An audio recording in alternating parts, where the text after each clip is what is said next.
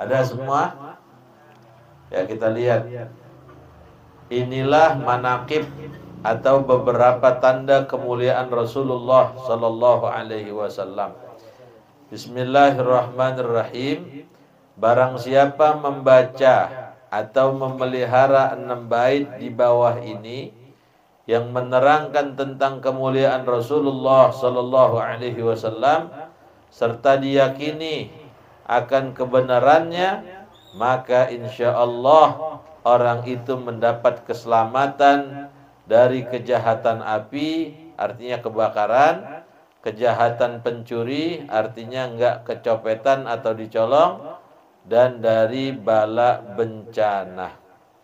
Bacanya yang enak, nadanya ada macam-macam. Kalau di Jawa Barat saya ngaji nadanya begini, ya, model Sunda. Tapi kalau kita di Jakarta yang masyhur pakai nada kayak baca qasidah burdah. Saya contohin. Lam ya'talim qattu mutlaqan abada wa ma tasa'abas lan fi mada zamani. Bisa nggak? Nah, nanti suara Bang Heru enak dia. Iya. Ayo bareng 3, 2, 1. Lam yatalim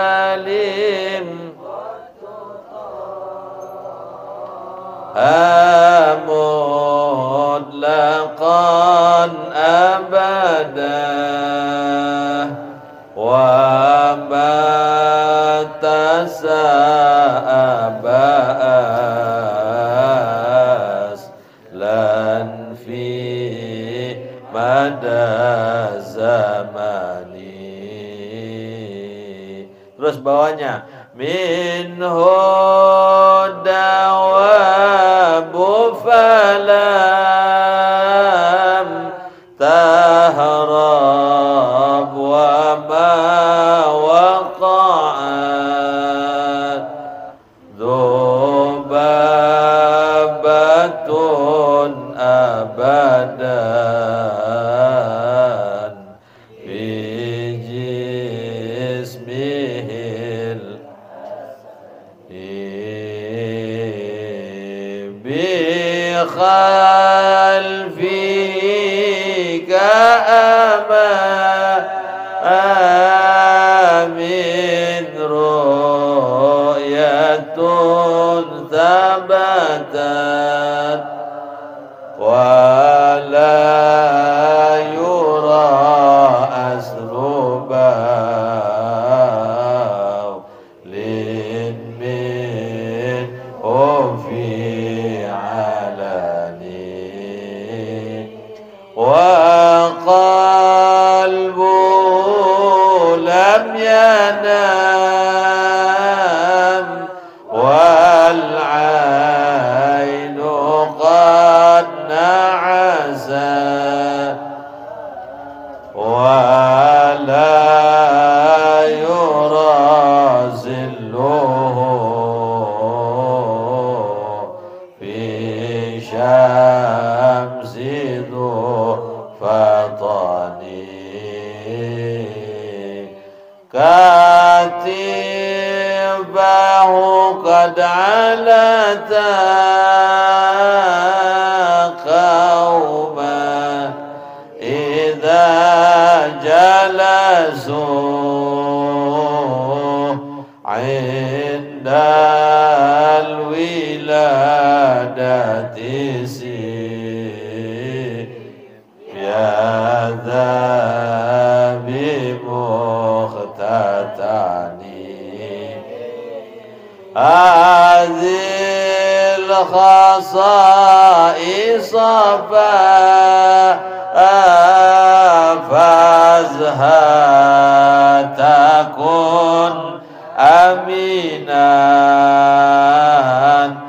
min syarri narin wasu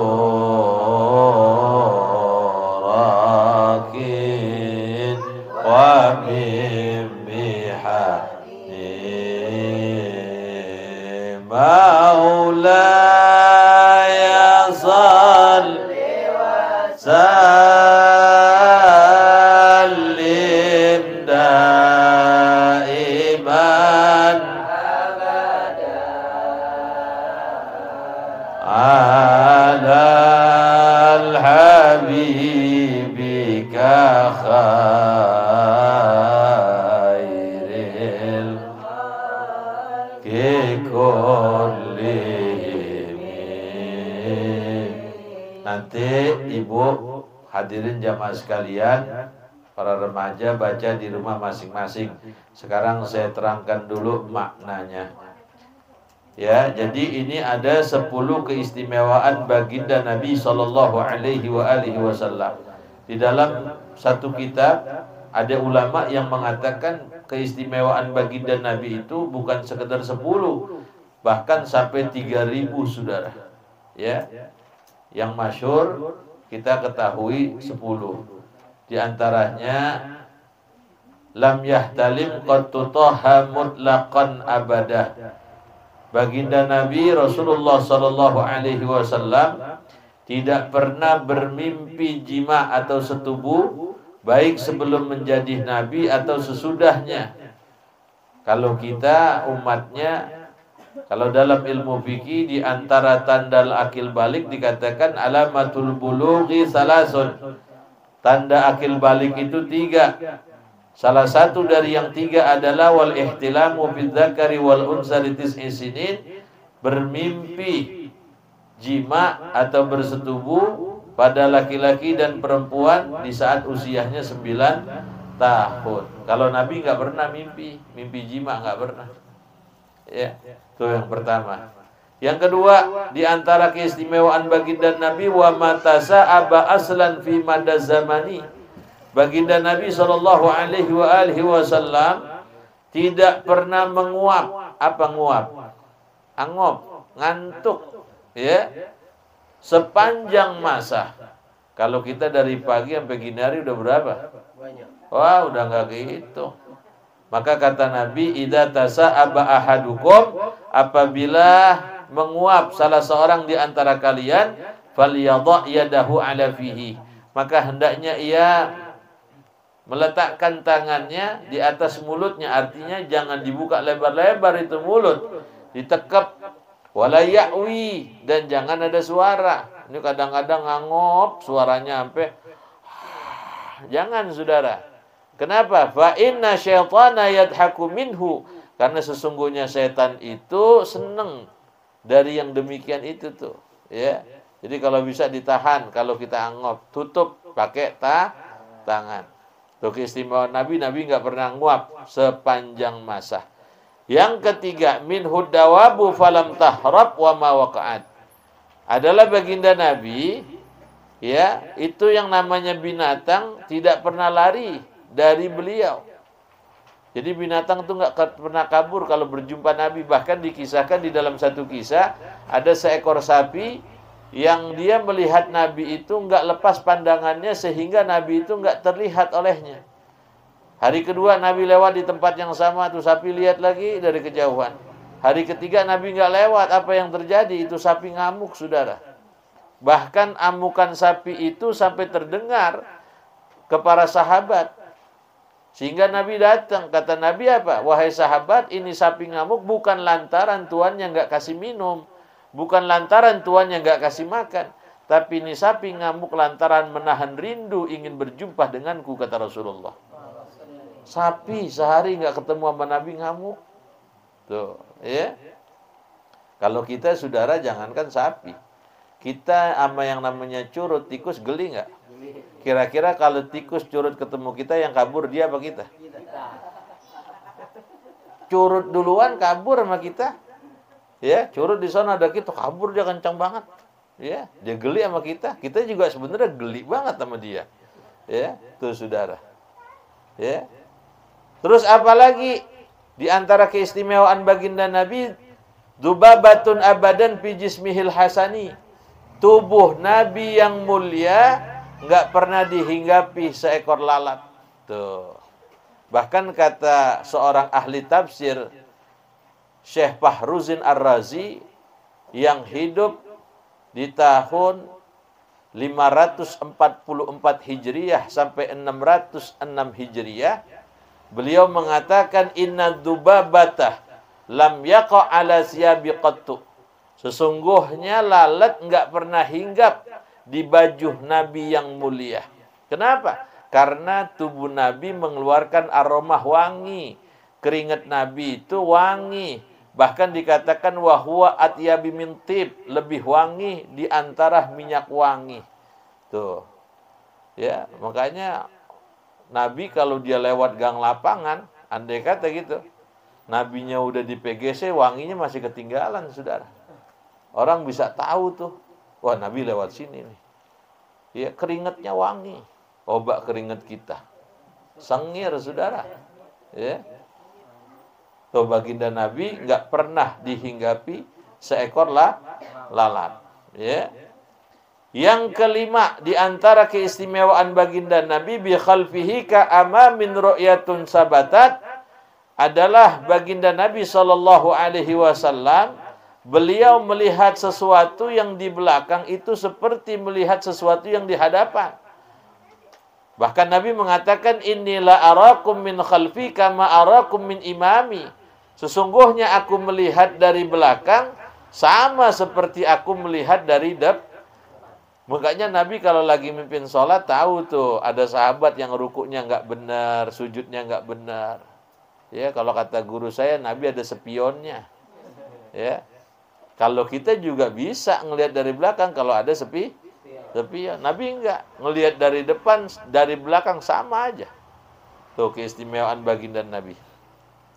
Apalagi yang keenam, wala yura asru baulin minhu fi alani, adalah baginda Nabi sallallahu alaihi wasallam tidak pernah dilihat bekas kencing atau kotorannya di permukaan bumi.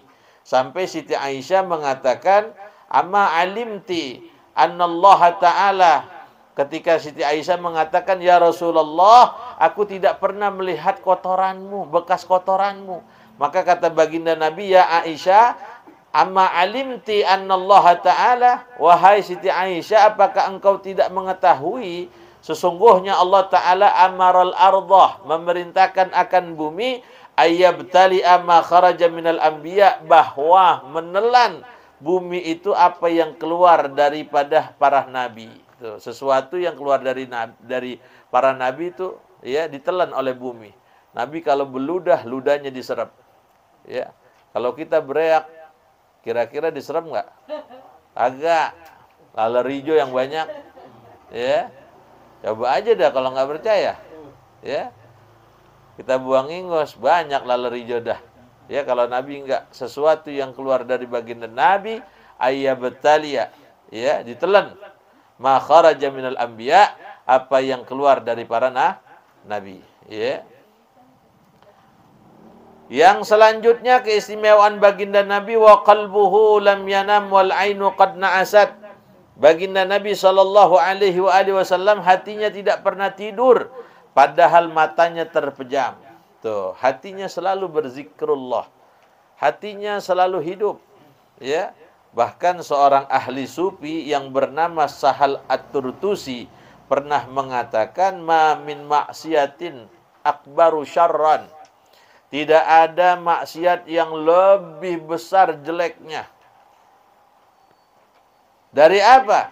Min nisyani hadar rabbi, daripada melupakan Allah. Itu seorang ahli sufi mengatakan demikian. Bagaimana para nabi. Jadi hatinya para nabi nggak pernah tertidur. Kalau kita kadang-kadang orangnya di sini, hatinya di mana-mana. Ya. Apalagi kalau lagi sholat, kadang-kadang hati kita bisa kemana aja tuh ngembara. Ya. Malam bawa berkat taruh kulkas, sholat. Wah, pikiran kita, ya Allah tuh berkat semalam belum dilihat, apaan isinya. Ya. Kalau dia nasi kebuli gue angetin kali bisa dimakan. Mulutnya sih siratal ladzina an'amta 'alaihim ghairil. Tapi sih gue lihat tetangga gue bukan nasi kebuli, itu nasi uduk kayaknya. Wah, mulutnya mah terus aja. Tapi hatinya ngembara. Tuh model kita begitu. Kadang-kadang sesuatu yang hilang, lupa, di dalam sholat bisa keingetan. Kita cari kemana aja tuh kunci motor kagak ketemu. Begitu sholat kita ingat di mana tuh kunci motor. Tuh ya, saudara, model kita begitu. Ya, jadi kalau Nabi itu hatinya tidak pernah tertidur walaupun matanya terpejam. Bahkan kata Nabi, inna ainaini tanamani, kedua mataku ini tertidur, wala yanamu qalbi, tapi tidak dengan hatiku. Ya. Terus apalagi wala yurazilluhu fi syamsi dzufatani, adalah baginda Nabi itu tidak pernah tampak bayangannya di saat matahari sedang terik. Kalau kita sekarang ada matahari nggak? Nggak ada, yang ada cahaya lampu. Ada nggak bayangan kita? Ada, pakai cahaya lampu aja ada. Baginda Nabi nggak pernah tampak bayangannya di kala matahari sedang teriknya. Bahkan di dalam satu syair dikatakan wala zillalahu, dan tidaklah bagi Nabi itu ada bayangan, balkana nurah, akan tetapi ia adalah cahaya, tanalu minhu syamsu wal fujura, bahkan matahari dan rembulan yang bersinar mengambil sebercak sinar Nabi kita Muhammad sallallahu alaihi wasallam. Tuh, ya. Banyak juga para guru menerangkan kenapa baginda Nabi tidak ada bayangannya, karena ada awan yang mengikuti baginda Nabi. Tuh. Ya, awan naungin. Ya, tapi bukan awan kinton. Kalau awan kinton apa tuh? Son Goku. Son Goku apa Dragon Ball? Dragon Ball, ya. Enggak, ya. Tapi kalau baginda Nabi dikatakan wala zillalahu, tidaklah bagi Nabi itu ada bayangan, balkana nurah, akan tetapi ia adalah cahaya, tanalu minhu syamsu wal fujura, bahkan matahari dan rembulan yang bersinar mengambil sebercak sinar Nabi kita Muhammad sallallahu alaihi wasallam. Yang selanjutnya, katifahu qad alata qauman idza jalasu, beliau itu selalu terlihat di tengah-tengah kaum, ya, pundaknya itu selalu lebih tinggi. Jadi Nabi itu pundaknya selalu lebih tinggi. Duduk dengan orang yang lebih tinggi tetap aja pundak Nabi lebih tinggi. Begitupun duduk dengan orang yang lebih pendek. Menandakan apa? Wibawah baginda Nabi SAW. Padahal kata Nabi, karena Rasulullah SAW laisa tawilan wala qasiratan, adalah aku tidak terlalu tinggi juga tidak terlalu pendek. Tapi kalau dengan orang tinggi, Nabi itu seakan-akan lebih tinggi, menandakan wibawah. Ya, kalau kata kita bilang apa? Ngeper Nabi, ya. Kayak ada pernya tuh. Ya. Tuh hebatnya baginda Nabi SAW. Yang terakhir, yang ke-10, indal wiladati sib yadabi mukhtatani, dan ketika dihitan baginda Nabi SAW itu sudah dan ketika dilahirkan baginda Nabi SAW itu sudah dalam keadaan dikhitan. Jadi baginda Nabi ketika dilahirkan sudah dalam keadaan dikhitan. Kalau kita dikhitan, saudara, ya, tergantung sukunya. Kalau Sunda biasanya dikhitannya itu dari kecil. Ya. Iya, 40 hari, 30 hari, setahun udah disunat. Kalau Betawi tengah-tengah. Kalau Jawa biasanya rada gedean, tuh. Ya, bahkan dalam satu keterangan dikatakan khitan ini mengikut kepada milata Ibrahim. Bahkan dalam satu keterangan Nabi mengatakan ikhtatana Ibrahim alaihi salam ba'da samanina sanah, dan di khitan Nabi Ibrahim itu ketika usianya 80 tahun. Waqtatana bil qudumi, dan di khitannya dengan menggunakan kampak. Ya. Dalam satu keterangan ahli hadis mengatakan ada menggunakan kampak, ada di daerah itu satu pengkerajing kampak. Ya. Jadi saudara, kalau sekarang sih kita ngelihatnya anak-anak kita ya luar biasa. Zaman saya itu masih pakai bengkong. Ya, bengkong itu dari mampang, pakai bambu. Ya, dibuang-buangin gitu, itu ada ular, langsung aja dah putus. Iya, putus. Kalau sekarang tergantung duitnya, karena banyak, ada rumah sunat, ada bogem, ada laser, tergantung duitnya. Kalau yang 3,5 juta model Gayus Tambunan. Tuh. 3,5 juta cakep tuh helmnya. Ya. Iya. Sisinya sama aja. Tapi kata yang 2 kali nikah, ibu-ibu yang udah 2 kali nikah nih, kata dia, sebagian jamaah yang ngomong sama saya, enakan buatan bengkong juga Ustadz katanya. Emang apa begitu, Pok? Ada glemerannya begitu. Ya, sebab kalau buatan bengkong dia agak beda memang. Teman sekarang bengkong udah nggak ada. Ya. Kalau dulu, hah? Iya, bambunya udah ada. Ya. Nah, kalau baginda Nabi dilahirkan sudah dalam keadaan di hikmahnya apa? Kata Nabi, min karamati 'alallah, ya, termasuk bagian kemuliaan dari Allah yang dianugerahkan kepadaku, kata baginda Nabi, anulidtu makhtunan, bahwa aku dilahirkan sudah dalam keadaan dikhitan, walam yara ahadun sawati, dan tidak ada seorang pun yang dapat melihat auratku. Tuh, jadi nggak ada orang yang lihat aurat. Nah, kalau perempuan dikhitan, kalau laki wajib dikhitan. Perempuan juga sebenarnya jangan kagak dikhitan. Imam Syafi'i mengatakan perempuan dikhitan itu yukhaffifu anis syahwat, untuk meringankan dia punya syahwat. Sebab perempuan dikhitan aja syahwatnya masih gede, apalagi kagak dikhitan. Makanya enggak, ya. Jadi kalau laki itu enggak, ya. Jadi perempuan, ya, kalau laki di khitan itu sebenarnya kewajiban yang menunjang. Yang kewajiban sesungguhnya sholat. Ya, ma la yatimul wajib illa bihi fahuwa wajib. Ya, yang wajibnya sholat sebenarnya. Karena kalau dia nggak di khitan, seorang laki-laki itu ketika dia kencing, sisa air kencing itu akan nempel di khulpatu, ujung kulit. Maka itu mesti dibuang. Sebenarnya nih wajibnya sholat. Tapi kalau dia nggak di khitan, berarti dia sholat masih bawa najis. Sama juga babak kita musim hujan. Kata babak kita, naik tong ke atas tuh, genteng pada bocor di atas, kucing berantem, rajak nih hujan. Kita perintahnya suruh naik, tapi yang dapat menyampaikan kita ke genteng mesti pakai tangga, ya. Tuh, ya, perintahnya naik. Kenapa kita pakai tangga? Biar sampai, ya, perintahnya sholat. Tapi sholat bisa diterima kalau sudah ya, gitu, paham nggak tuh?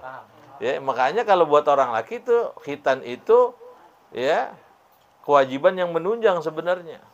Cuman ibarat orang makan pisang, ibu-ibu kira-kira kalau makan pisang enakan dikupas apa enggak?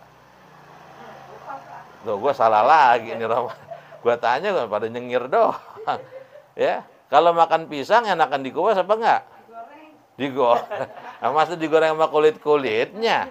Dikupas dulu, ya. Dikupas baru digoreng. Nah, perempuan itu di khitannya juga beda. Kalau laki di khitannya itu masih, ya, ada yang kecil tadi kayak orang Sunda, ada yang tengah kayak orang Betawi, ada yang udah dewasa tuh kayak orang Jawa. Tapi kalau perempuan rata-rata masih baik. Bab kalau misalnya di khitannya udah semea, yang khitan ngap-ngapan, saudara. Ya, makanya disuruhnya di khitannya masih kecil, dan nggak banyak-banyak, pakai pisau lipit aja biasanya tuh, cuma didehemin doang, udah jadi, ya. Bab kalau kebanyakan ntar syahwatnya kurang, tuh, maka dibuang dia sedikit, buat yukhafifu anisyah syahwat, untuk mengeringankan syahwat. Ini yang masih anak-anak dia bengong, ngomong apa iki katanya.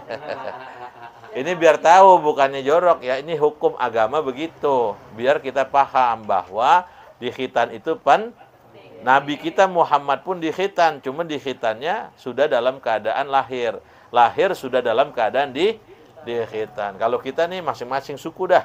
Ya, kalau Sunda biasanya tuh masih anak-anak. Kalau Betawi tengah-tengah. Kalau Jawa biasanya udah dewasa, ya. Ini kalau bisa syair ini diapalin.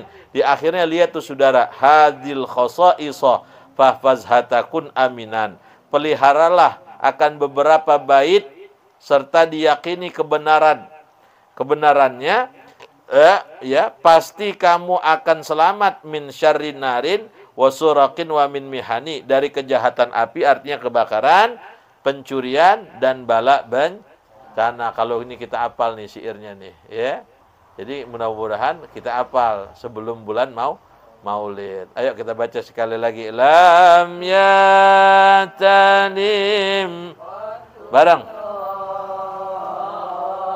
Hamudlaqan.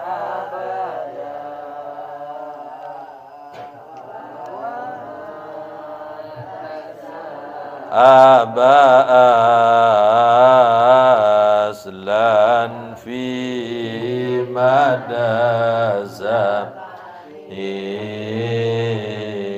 min huda wa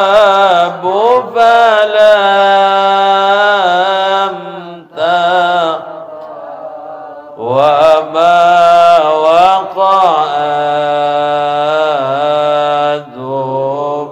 ذبابا أبدا في جسم حسن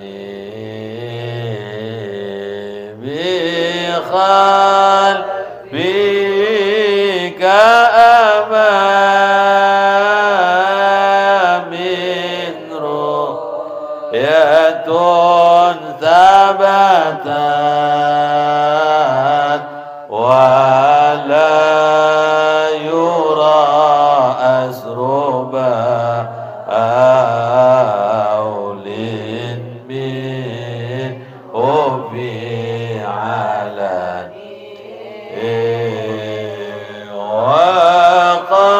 وقلبه لم ينام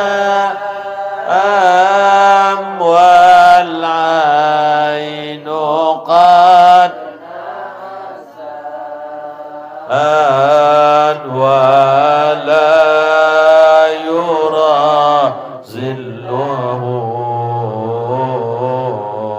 في شمس ذو فطن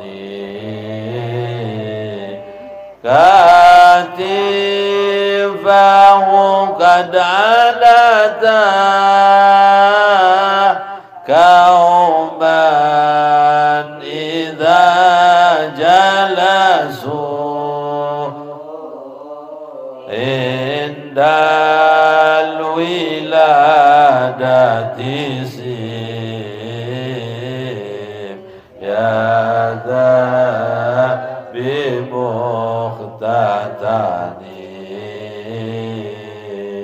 هذه الخصائص فازها تكن من شرنا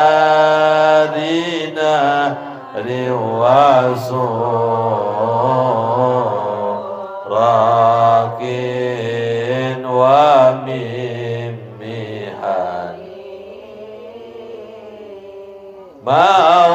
مولاي صل وسلم دائما